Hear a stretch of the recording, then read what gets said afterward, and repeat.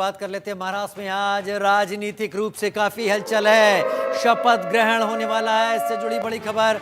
आज सीएम और deputy CM शपथ लेंगे। देवेंद्र फडणवीस लेंगे सीएम पद की शपथ, अजीत पवार भी लेंगे शपथ। एकनाथ शिंदे पर सस्पेंस अभी बरकरार है, हालांकि ऐसा कहा जा रहा है कि वो भी डिप्टी सीएम की शपथ लेंगे। 7 दिसंबर को होगा मंत्रियों का शपथ ग्रहण। 7 दिसंबर को 31 मंत्री शपथ ले सकते हैं। आज 3 ही शपथ होगी, जिनमें कि मुख्यमंत्री देवेंद्र फडणवीस, उप मुख्यमंत्री के तौर पर अजीत पवार और उप मुख्यमंत्री के तौर पर एकनाथ शिंदे। लेकिन एकनाथ शिंदे को लेकर सस्पेंस अभी भी है। उधर महाराष्ट्र में बीजेपी की अगुवाई वाली महायुति सरकार का आज शाम मुंबई के आजाद मैदान में शपथ ग्रहण समारोह होगा। बीजेपी के नेता देवेंद्र फडणवीस एक बड़े समारोह में मुख्यमंत्री के पद और गोपनीयता की शपथ लेंगे। उनके साथ डिप्टी सीएम भी शपथ लेंगे। इस कार्यक्रम में प्रधानमंत्री नरेंद्र मोदी समेत कई मुख्यमंत्री और केंद्रीय मंत्रियों के साथ बड़ी हस्तियां आजाद मैदान पहुंचेंगी। इसको देखते हुए मुंबई ट्रैफिक पुलिस ने आम लोगों के लिए एडवाइजरी जारी कर दी है।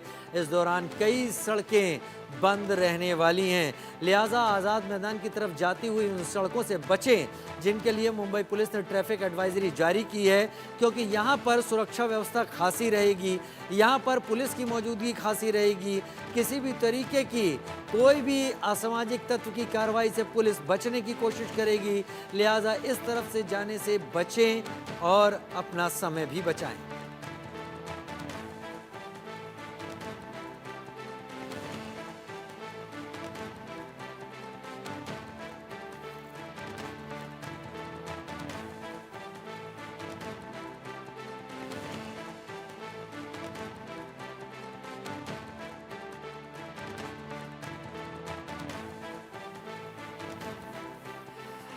तो महाराष्ट्र की नई सरकार का शपथ ग्रहण है आज शाम 5 बजे के बाद।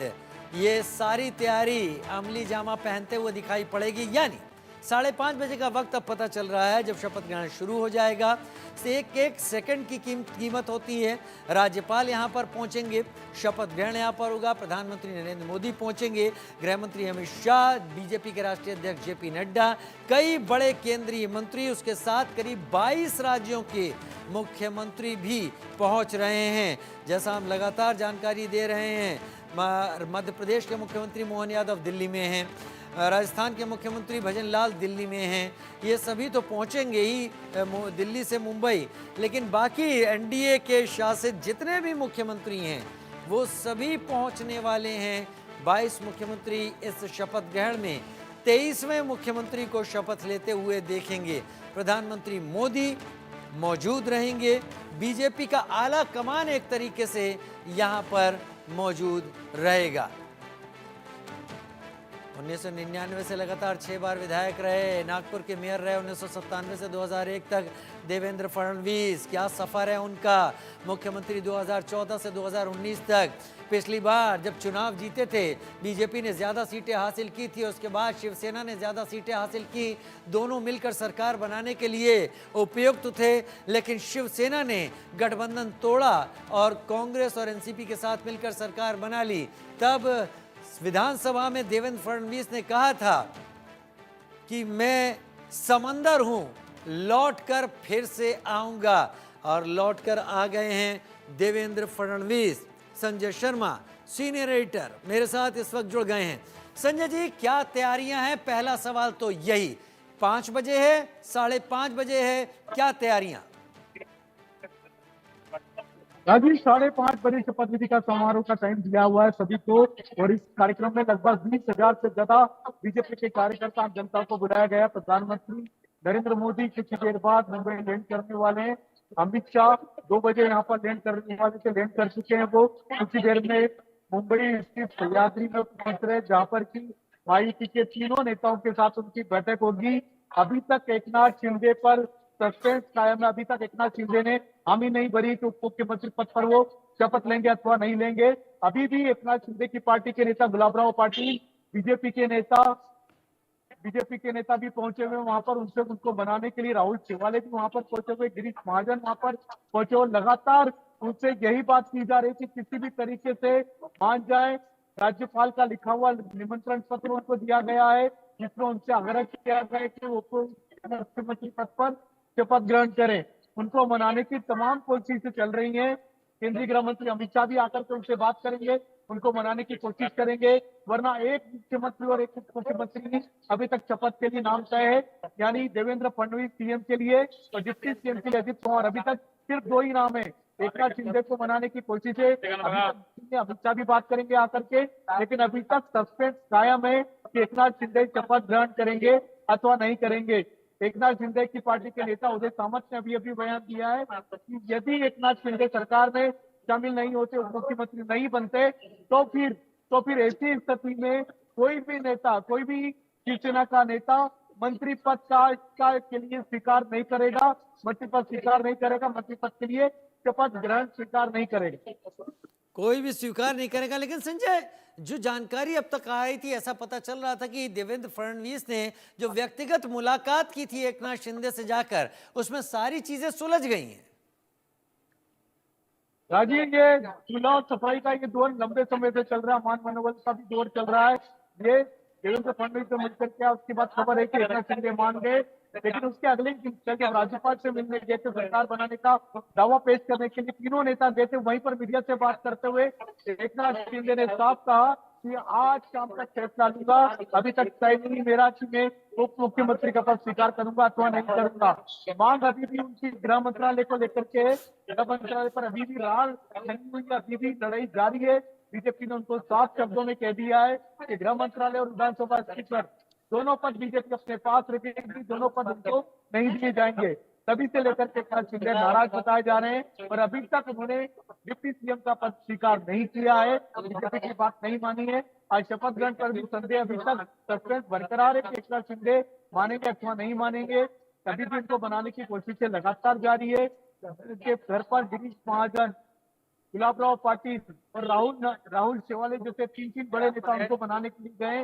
राज्यपाल का लेटर भी उनको दिया गया है, उप मुख्यमंत्री पद की शपथ ग्रहण करने का न्योता उनको दिया गया है, लेकिन अभी तक एकनाथ शिंदे की नाराजगी बरकरार है।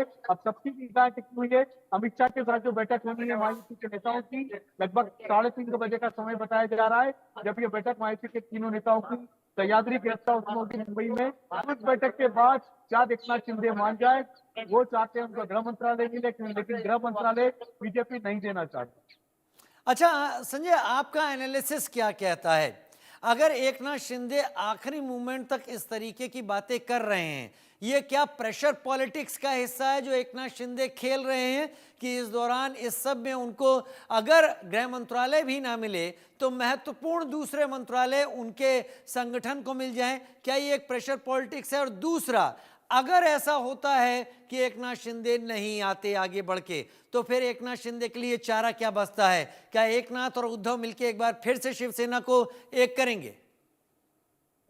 देखिए, कम से कम मैसेज अच्छा नहीं जाएगा, संदेश अच्छा नहीं जाएगा। महायुति की सरकार तीनों दल मिलकर के चुनाव लड़े थे, तीनों दलों को मिलकर के बहुमत मिला है, लेकिन अगर एकनाथ शिंदे सरकार में शामिल नहीं होते, डिप्टी सीएम का पद स्वीकार नहीं करते, तो आप कह सकते हैं कि शपथ ग्रहण समारोह जो आज शाम को 5:30 बजे हो रहा है, उसका रंग कहीं ना कहीं फीका हो जाएगा, क्योंकि उसको प्रधानमंत्री नरेंद्र मोदी सहित सारे नेता इसमें शामिल होंगे। केंद्रीय गृह मंत्री अमित शाह, केंद्र के लगभग 10 मंत्री यहाँ पर पहुंच चुके हैं, मुंबई पहुंच चुके हैं, 22 राज्यों के मुख्यमंत्री समारोह में मौजूद होंगे। तो सभी वीआईपी के सामने ये भारी किरकिरी होगी बीजेपी की अगर महायुति के बड़े नेता एकनाथ शिंदे इस कार्यक्रम में नहीं पहुंचते, आज शपथ विधि समारोह में नहीं शामिल होते। कार्यकर्ताओं से आपकी बात हुई होगी, कार्यकर्ताओं के बीच में क्या चल रहा है? बड़ी तैयारी है इस वक्त आजाद मैदान में संजय, और क्यों ना हो प्रधानमंत्री खुद पहुंच रहे हैं, 22 राज्यों के मुख्यमंत्री आप जानकारी दे ही चुके हैं, तो ये कोई छोटी मोटी तैयारी नहीं है, बहुत बड़ी विहंगम तैयारी होगी आजाद मैदान में। राजीव, में इस समय मौजूद है बीजेपी के जो महाराष्ट्र बीजेपी का जो मुख्यालय है मुंबई का, वहां पर नरीमन पॉइंट पर मौजूद है। आप देख सकते हैं मेरे पीछे लगातार यहाँ पर बीजेपी के हजारों कार्यकर्ता यहाँ पर जुटे हुए हैं।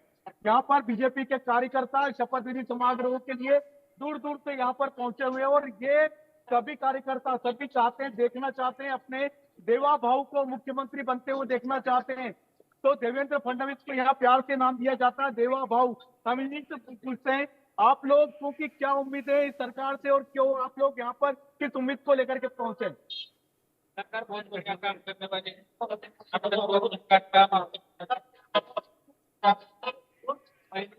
तो तत्काल से शपथ विधि का कार्ड मिल गया आपको? मिल गया। तो ये देख सकते हैं आप राजीव, शपथ विधि का कार्ड इन सभी के हाथ में।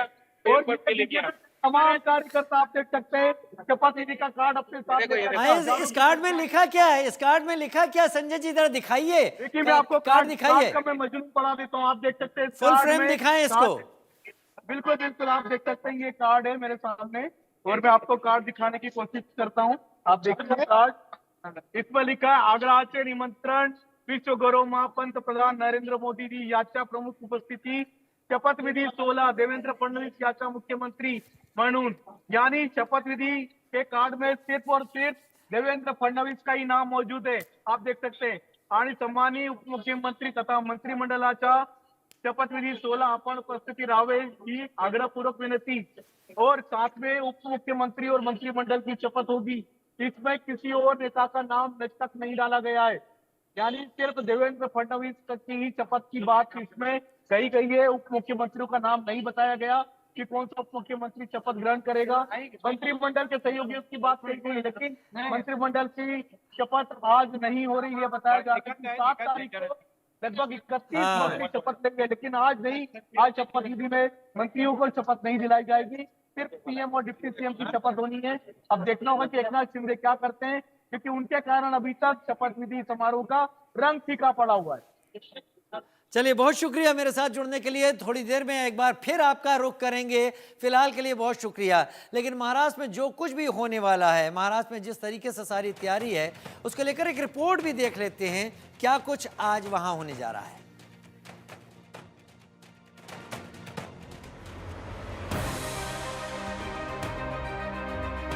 महाराष्ट्र का अगला मुख्यमंत्री कौन होगा? महाराष्ट्र की सत्ता के सिंहासन पर कौन बैठेगा? किसके सर सजेगा मुख्यमंत्री का ताज? इसकी तस्वीर पूरी तरीके से साफ हो चुकी है। सस्पेंस खत्म हो चुका है। अब किसी के दिलो दिमाग में इसको लेकर कोई सवाल नहीं है। देवेंद्र फडणवीस एक बार फिर महाराष्ट्र के मुख्यमंत्री बनने जा रहे हैं। वह गुरुवार को आजाद मैदान में शाम 5:30 बजे मुख्यमंत्री पद की शपथ लेंगे। महाराष्ट्र विधानसभा चुनाव के 11 दिन बाद बीजेपी विधायक दल ने देवेंद्र फडणवीस को नेता चुन लिया। चंद्रकांत पाटिल और सुधीर मुनगंटीवार ने नाम का प्रस्ताव रखा और पंकजा मुंडे ने फडणवीस के नाम का समर्थन किया। देवेंद्र फडणवीस जी को पार्टी के नेता के रूप में घोषणा करता हूं और नेता घोषित करता हूं। महाराष्ट्र बीजेपी विधायक दल का नेता चुने जाने के बाद देवेंद्र फडणवीस ने विधान भवन परिसर में छत्रपति शिवाजी महाराज को श्रद्धांजलि दी। इस दौरान देवेंद्र फडणवीस ने एक बार फिर कहा, एक हैं तो सेफ हैं। मैं आभार व्यक्त करना चाहता हूं आदरणीय मुख्यमंत्री एकनाथ शिंदे जी का। एकनाथराव शिंदे जी ने शिवसेना के अध्यक्ष के तौर पर और शिवसेना के लेजिस्लेचर पार्टी के मुख्य तौर पर महाराष्ट्र के मुख्यमंत्री पद के लिए मेरे नाम की सिफारिश का पत्र दिया है। साथ साथ राष्ट्रवादी कांग्रेस पार्टी के अध्यक्ष और लेजिस्लेचर पार्टी के नेता माननीय अजित दादा पवार जी ने भी उसी प्रकार का पत्र दिया है। श्री विनय कोरे जी, रवि राणा जी, श्री गुट्टे जी और हमारे इंडिपेंडेंट्स जो हमारे साथ हैं, सभी ने इसी आशय का पत्र माननीय राज्यपाल जी को सौंपा है। और इन सभी पत्रों को देखते हुए माननीय राज्यपाल जी ने हमें आमंत्रित किया है सरकार बनाने के लिए। उधर जैसे ही इस बात का ऐलान हुआ, देवेंद्र फडणवीस को बीजेपी विधायक दल का नेता चुन लिया गया है। उनके घर के बाहर जश्न शुरू हो गया। इस प्रकार का मैंडेट महायुति को मिला। एकनाथ जी के नेतृत्व में शिवसेना की भी सीटें बहुत अच्छी तरीके से बढ़ी।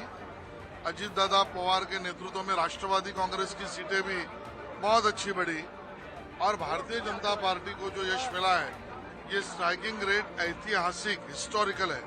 भारतीय जनता पार्टी के विधिमंडल के नेता के तौर पर आज उनका चुनाव हो चुका है। और मुख्यमंत्री भी बनने जा रहे हैं, उनकी भी हैट्रिक हो चुकी है, तो हमने बहुत सारी उनको शुभकामनाएं दी और हम लोग भी देखेंगे कि ये जो महाराष्ट्र की जनता ने विश्वास जताया उस पर हम लोग देवेंद्र जी के माध्यम से कैसे खड़े उतरे। खुशी हो रही है कि देवेंद्र जी का नाम गठ नेता करके आज उसका चुनाव हो गया है, उनका नाम एक मत से लिया गया है और अभी आगे के सब रास्ते खुल गए। मुझे लगता है अब 3 बजे माननीय राज्यपाल महोदय के पास जाएंगे, उसमें एकनाथ जी होंगे, अजीत दादा होंगे, देवेंद्र जी होंगे और कुछ महायुति के बड़े नेता भी होंगे और अब दावा करेंगे अभी मुख्यमंत्री पद के लिए। चुनाव नतीजे आने के बाद से ही महाराष्ट्र में मुख्यमंत्री को लेकर सस्पेंस बना हुआ था। शिंदे भले ही कह चुके थे वो बीजेपी नेतृत्व के फैसले को मानेंगे, लेकिन बीच बीच में अपनी दावेदारी भी पेश करने से नहीं चूक रहे थे। बहुत खुशी है मुझे कि 2.5 साल में हमारी सरकार ने, महायुति सरकार ने और हम तीनों ने और हमारी टीम ने जो काम किया है वो उल्लेखनीय है। उसके इतिहास में उसका सुनहरे अक्षरों में लिखा जाएगा। इतने बड़े निर्णय लिए, इसकी हमें खुशी है। सूत्रों के हवाले से खबर है जब एकनाथ शिंदे की दावेदारी नहीं चली तो उन्होंने 6 महीने के लिए महाराष्ट्र के मुख्यमंत्री पद की मांग की, जिस पर भी बीजेपी राजी नहीं हुई और उन्हें पीछे हटना पड़ा। Bureau report, India news.